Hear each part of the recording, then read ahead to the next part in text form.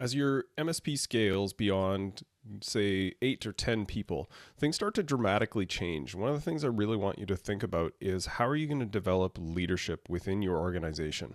As a small MSP, you tend to wear a lot of hats. You're the CEO, the COO, the CFO, the CRO.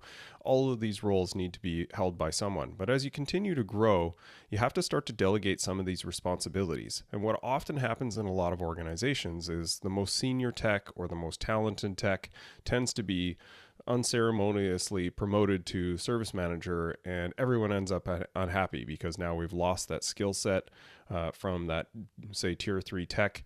That tech never got any training to be a manager and really struggles with what they should be doing all day and tends to default back to the technical work, and the owner ends up wearing a lot of that work anyway because of everything being escalated up to them, and it takes a ton of work and causes a ton of stress. So I want you to be really thoughtful about the growth of your MSP and thinking about how you're actually going to develop that talent and ensure that you have a scalable organization that has leadership.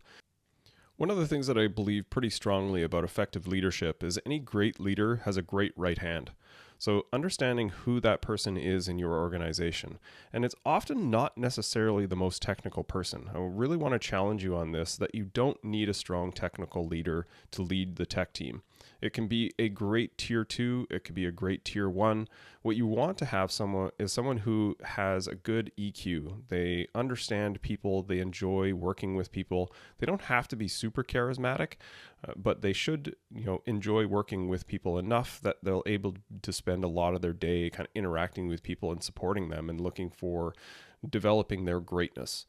They should also be fairly administratively minded. So these are people that are pretty good with documentation. They're pretty good about entering their time. These are the types of skill sets that we want to be able to encourage in the rest of the team, and to be able to have someone who models that behavior for the rest of the team is a really important aspect to making sure that that culture kind of permeates the rest of the group. And that's the type of leadership that you're looking for, is to be able to keep people accountable, to be able to help people and support them and keep them focused on the areas that produce more value for you and for your clients. So I'll challenge you. A way to think about this is, if you imagine your org chart and assume that you've grown 100%. So all of the people that you have in there double in size. So your service team has doubled, your sales team has doubled. And if that means just going from 1 to 2, then that's fine. But really encourage you to think about what the organization starts to look like as it grows. And this helps to give you a roadmap for what is the next thing that I need to be hiring for, what is the next role that I need to be thinking for, and promotion for built-in team leads, which will eventually become your managers.